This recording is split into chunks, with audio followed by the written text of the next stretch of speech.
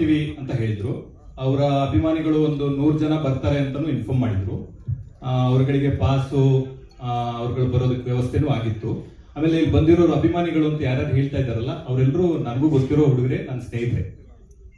ನಮ್ಮ ಅಭಿ ಅಂತ ಎಲ್ಲ ಹುಡುಗ ಮಾತಾಡ್ತಿದ್ನಲ್ಲ, ಅವನು ಪ್ರಜ್ವಲ್ ಅವ್ರ ಅಸಿಸ್ಟೆಂಟು. ಆಮೇಲೆ ಇನ್ನೊಬ್ರು ನಮ್ಮ ದೇವು, ಇವರೆಲ್ಲ ನಮ್ಮ ಆತ್ಮೀಯ ಹುಡುಗರೆ, ಪ್ರಜ್ವಲ್ ಅವ್ರ ಜೊತೆಗೆ ಇರೋರು ಇವರು. ಸೊ ಅವ್ರು ಯಾಕೆ ಸಡನ್ ಆಗಿ ಬರಬಾರ್ದು ಅಂತ ಡಿಸೈಡ್ ಮಾಡಿದ್ರು ಅಂತ ನಂಗೆ ಪ್ರಾಮಾಣಿಕವಾಗಿ ಗೊತ್ತಿಲ್ಲ. ಅವ್ರದ್ದೊಂದು ಸಣ್ಣ ಡಬ್ಬಿಂಗ್ ಇಶ್ಯೂ ಒಂದಿತ್ತು. ಡಬ್ಬು ಅವ್ರ ವಾಯ್ಸ್ ಸೂಟ್ ಆಗತ್ತಾ ಆಗಲ್ವಾ, ಯಾಕಂದ್ರೆ ಮಂಗಳೂರು ತರದ ಭಾಷೆ ಆಗಿರೋದ್ರಿಂದ 100% ಸೂಟ್ ಆಗಬಹುದಾ ಆಗಲ್ಲ, ಇನ್ನೂ ಸ್ಪೇಸ್ ಇದೆ, ಇನ್ನೂ ಡಬ್ಬಿಂಗ್ ಮಾಡಬೇಕು ನಾವು ಅಂತಾನೆ ಇದೀವಿ. ಇನ್ನು ನಮ್ಮ ಡಬ್ಬಿಂಗ್ ಸ್ಟುಡಿಯೋನ ಬ್ಲಾಕ್ ಮಾಡಿ ಇಟ್ಟಿದೀವಿ. ಇನ್ನು 24ಕ್ಕೆ ರಿಲೀಸ್ ಇರೋದ್ರಿಂದ ಒಂದ್ಸತಿ ಎಫರ್ಟ್ ಹಾಕ್ಬಹುದು, ಚೆನ್ನಾಗಿ ಬಂದ್ರೆ ಅದನ್ನ ಇಟ್ಕೊಳ್ಳೋಣ ಅಂತ ಅನ್ನೋದು ಒಂದು ಥಾಟ್ ಇದೆ.